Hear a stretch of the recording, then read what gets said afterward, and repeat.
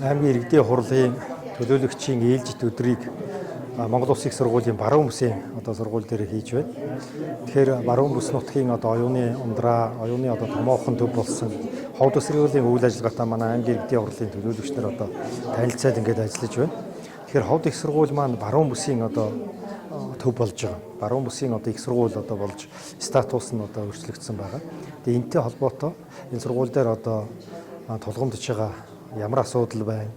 За сургуулийн бодлого үйл ажиллагаа нь хэрэг байна? Орон нутагтай хамтарч ажиллах ямар зүйлүүд байна? Тийм ээ, бид бүхний оролцоо дэмжлэг юу байна? За мөн аймгийн болон төрийн бодлого энэ сургууль дээр яаж хэрэгжүүл илүү үр дүнтэй болох уу? Зах зээлд эрэлттэй мэрэгжлэнийг яаж бэлтгэх үү? Мөн баруун бүсийн бодлоготой холбоотой ямар зүйлүүд байна гэдэгтээ нэлээд санал солилцож энэ эрдэмтэн докторуудынхаа ховд их сургуулийнхаа удирдлагуудад санал солилцож маш үр дүнтэй ийм уулзалтыг зохион байгууллаа.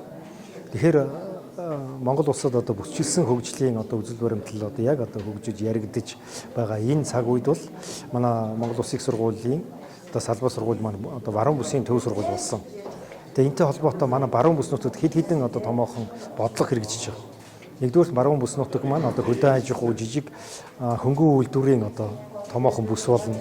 Аялал жуулчлалын бүс байх юм боломжтой. Сэргээгдэх эрчим хүчний бүс байх юм боломжтой.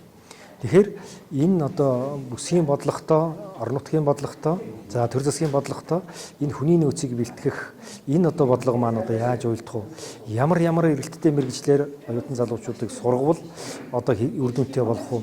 Тэхийн тулд энэ ховд аймгийн энэ Монгол Улсын их сургуулийн баруун бүсийн сургуулийн материалын баазыг яаж сайжруулах вэ гэдэг ийм томоохон зүйлүүдийг бид бүхэн бас ярилцлаа.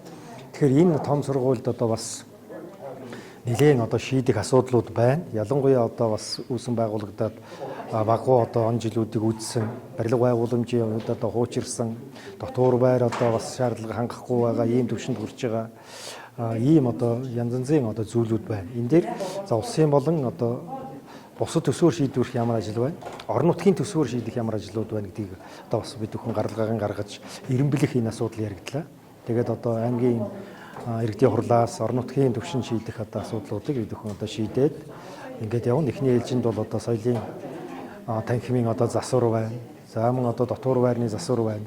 Гэх мэтийн тулгамдж байгаа асуудлыг бид бүхэн шийдэж статус бодлогын хувьд бол дэмжиж явах ийм шийдэл хүрч байна.